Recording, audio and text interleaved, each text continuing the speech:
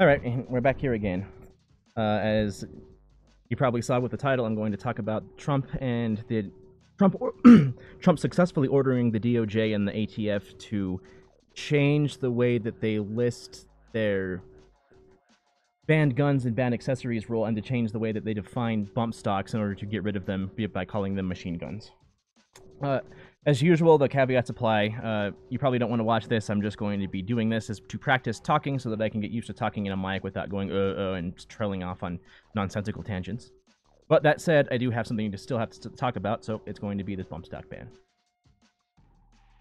I guess to just start going into it, Trump ordered the ATF and DOJ to change their policy to obfuscate the Constitution and the legislature in order to ban bump stocks. This ban is a terrible idea and is probably wholly illegal. It's a terrible idea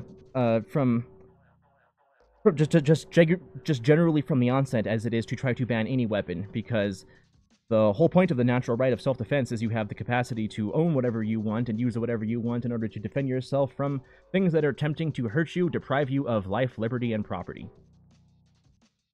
It's probably wholly illegal because the method by which they went down, in that, you know, if you make laws, you're supposed to use the legislature to write the laws, and then both houses will agree on it. The president is then supposed to sign it in the law, and then the judiciary, by judicial review, says, yes, this is constitutional, and co-ops with all the other laws that we've added to the book since then.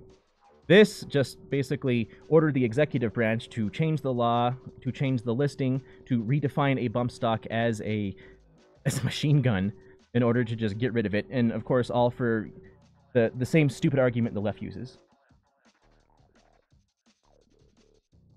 For those that don't know, and still are watching this, even though I said you shouldn't, bump stock is an accessory which allows people to take advantage of a gun's recoil and more quickly pull a trigger again to send another round downrange.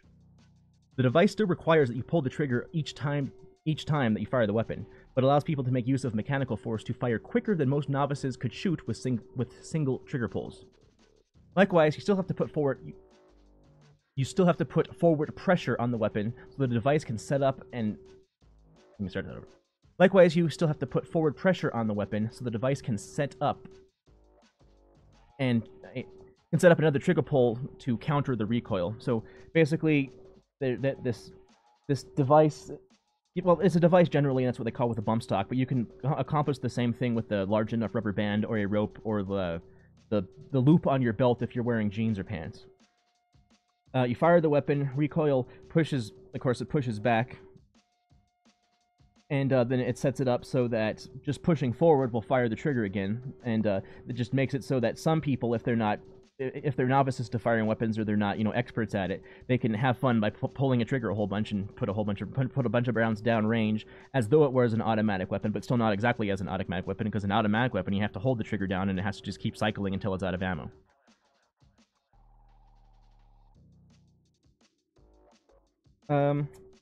I guess the only good thing out of this thing, which there isn't really any, but the only good thing is we saw it all coming.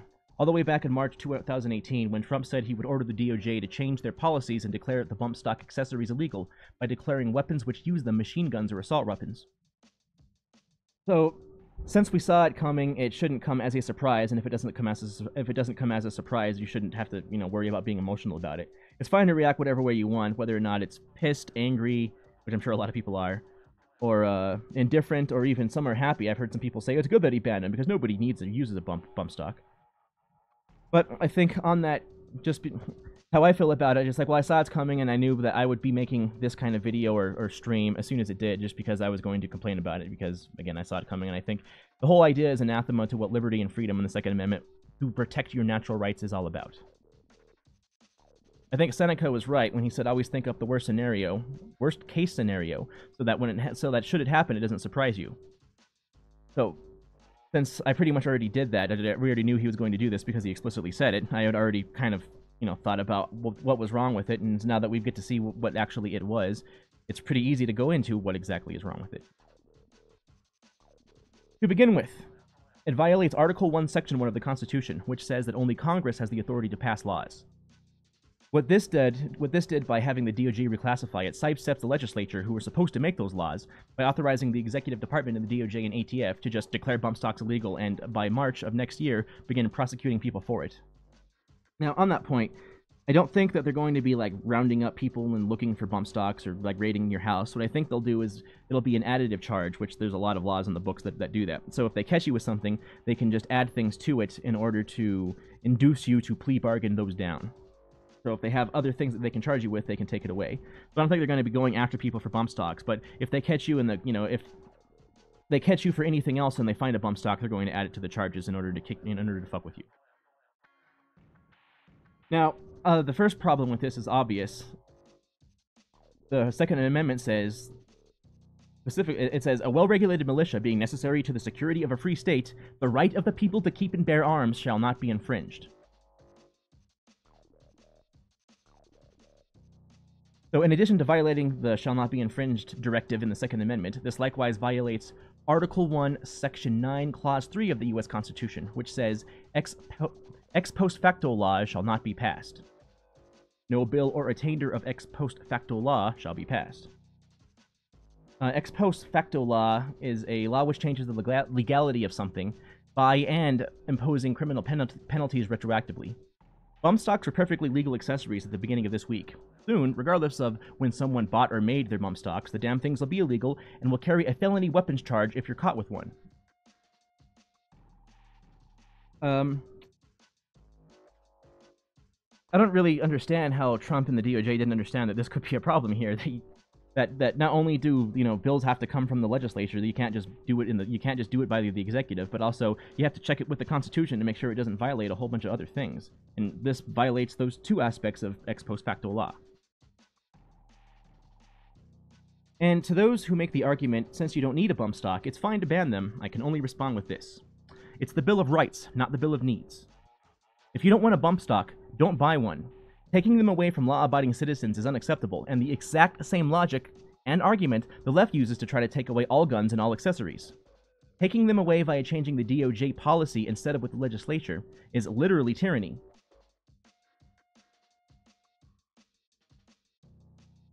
Just in the same way that the founders may not have known that there would be M60s or tanks or any of that stuff, the law should still apply to them, because the whole point of it was that in order to guarantee your natural right to self-defense and to not live under a tyranny, you have to have the same weapons that the military and the government does in order for them to not want to fuck with you. And it shall not be infringed in order to facilitate that purpose. It's to keep the government honest and to make sure that they don't become tyrannical by not using the legislature to take away your Second Amendment rights.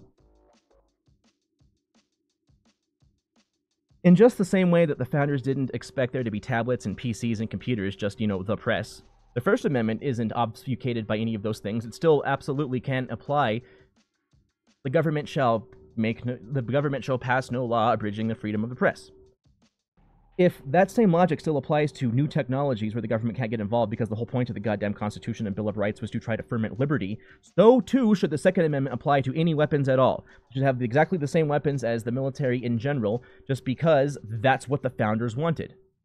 There's an often cited quote from Thomas Jefferson while he was president. Someone asked him if they were allowed to put cannons, private cannons, on their merchant fleets, and Jefferson simply responded with, "Have you not read the Second Amendment?" So I think it's pretty obvious what the goddamn founders wanted, and these sorts of gun-grabbing things and, the NFR and the assault weapons ban and all that crap, they're all fucking ridiculously stupid and dog shit. But even though those are bad, at least they came from the goddamn legislature rather than just the executive branch changing their mind. Likewise,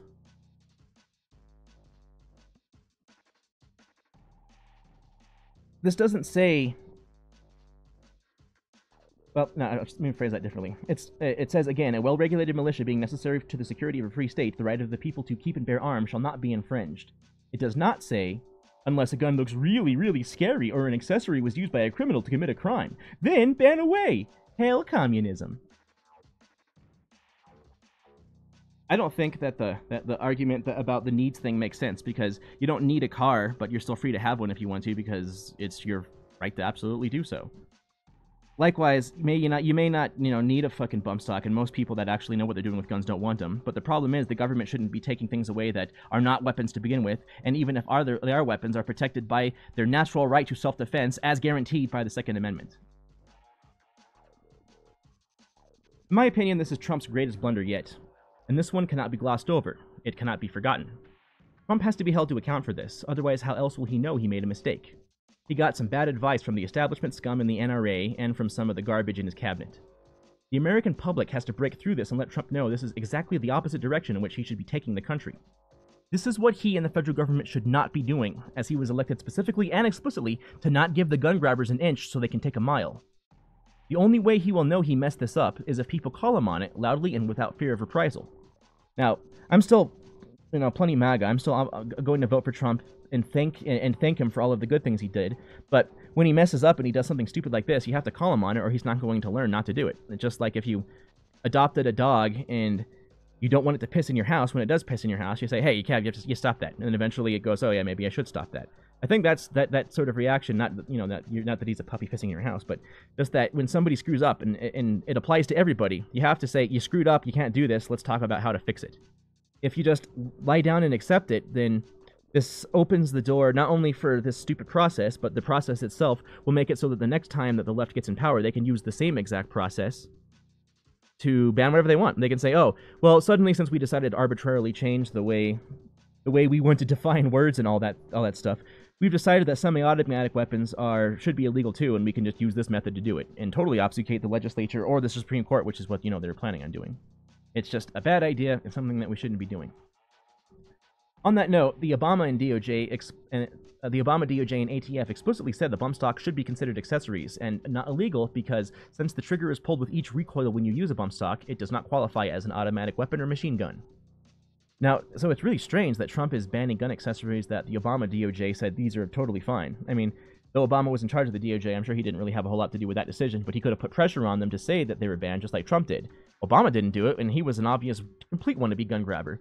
Why is Trump doing it? It's just strange. But again, I think it was on the bad advice of the NRA who told them, "Yeah, you can do this. It will quell everything that's going on that the media and the establishment politicians are saying to you, and your base won't turn on you because it's totally fine to buy bump stocks, because who needs a bump stock?"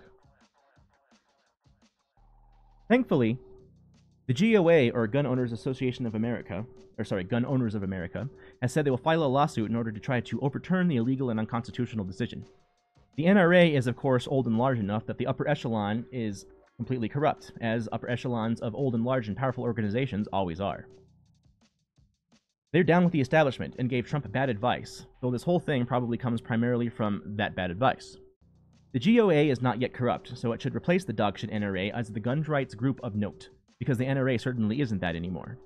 The NRA initially was supportive of this thing, but then afterwards they kind of waffled, I think, to try to maintain some bit of credibility, and because even they're kind of annoyed at the way Trump did it by just changing definitions in the DOJ. It's possible that the GOA's lawsuit will overturn this, but I wouldn't hold my breath knowing how corrupt the judicial system and the courts are, especially when it applies to guns. On that note, this whole thing still, aside from doing all the shit I said earlier, like the base logic of it doesn't make sense anyway to begin with. Like, if you take guns or guns accessories or any of that stuff away from law-abiding citizens, it's only criminals that are going to have them. And as this fella said, no amount of infringement upon civil rights of America will stop homicidal maniacs from carrying out their wishes. It's punishing a whole bunch of innocent people for something some jackass did, and that's exactly the same thing that the fucking left does. It's their same goddamn logic. So this has to be stopped. We have to fight against this.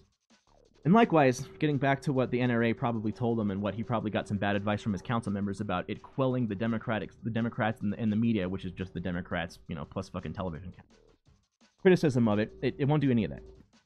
This will do nothing to tempt down the Demophil's move to piss all over the Constitution and Second Amendment, which was supposed to guarantee our pre-existing natural rights.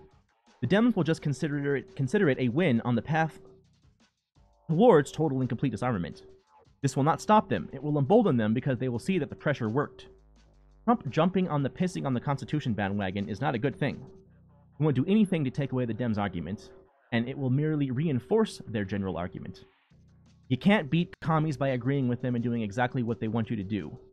Beyond that, Senator Dianne Feinstein, that corrupt leftist witch, already said don't celebrate this, so as to deprive any sort of attaboy from the left towards Trump. You're never going to placate them. They're always going to just move the goalpost and switch it because they don't care about logic, they don't care about consistency, they only care about power. You can't work with them. You can't work with communists because everything you do, again, every inch you take, they'll take a mile. So this just made it easier for them to think that they can get away with using this method to start banning shit. The only thing that's actually surprising about that, and why I think some of his cabinet maybe that weren't corrupt but just misguided, and perhaps why Trump thought this might work himself, is that maybe it was a test to see. And the only surprising thing about it is that it didn't work this way, is that the Dems have not come out as pro-Second Amendment advocates simply because they usually hate anything Trump does, and usually just, get a knee-jerk advocate of the opposite of what he says. So maybe this was Trump doing something along the lines of, I wonder if I do something ridiculous that my base will hate, if I just come out and say it, if the media and the Democrats will just switch their positions and say, it's great, guns are good, the Second Amendment is important. If that's what he was doing, it's still not good because he did it in a really bad way. But that would certainly be better than thinking this was actually a good idea. And to sum it up, Trump made the biggest mistake of his presidency so far. He made a stupid and illegal and possibly tyrannical decision based on bad advice, and I think him and his administration must be held to account for it by his voter base. If enough people criticize him and tell the DOJ to go fuck themselves, perhaps something good can come of this where Trump learns to return to protecting the Second Amendment and Constitution, rather than acting like a lefty who just makes up what they think it means in order to do authoritarian things while feeling no shame for it. Now, as I said earlier on that point, I'm still MAGA. Trump has, I do believe that Trump is the best president in at least modern history, and certainly probably since Madison. He has reversed so many terrible things that were growing the government and making it much worse, that this issue is, it's the plank in the eye of the whole thing. He was doing so good with only a few minor things that, didn't really matter to me. But the Second Amendment is definitely a red line. It matters. It should matter to everybody, and especially when you use the executive department fiat rather than legislation to mess with our already guaranteed natural rights, which shouldn't be messed with to begin with. Trump obviously was a million times better than that corrupt bitch Hillary Clinton, because she was evil and she basically just did whatever her moneyed interest told her to in order to acquire power. Trump was doing his best to try to make America better in the ways that he knows that the prior establishment has destroyed everything. It's because the establishment are a bunch of jerks and don't want to work with him that it's not going farther than he has. But even though he's only been in 2 years, he's still gone a lot farther than pretty much every other president. Like, he got rid of the Paris Climate Accords, which was absolutely a great idea and necessary.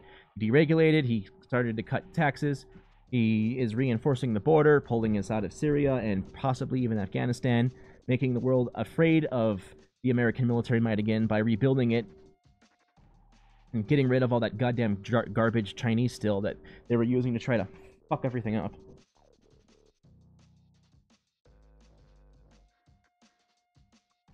So I'm still MAGA, and I'm still behind Trump, and I'm almost certainly still going to vote for him. But this is a terrible decision, just completely misthought out, so hopefully enough people do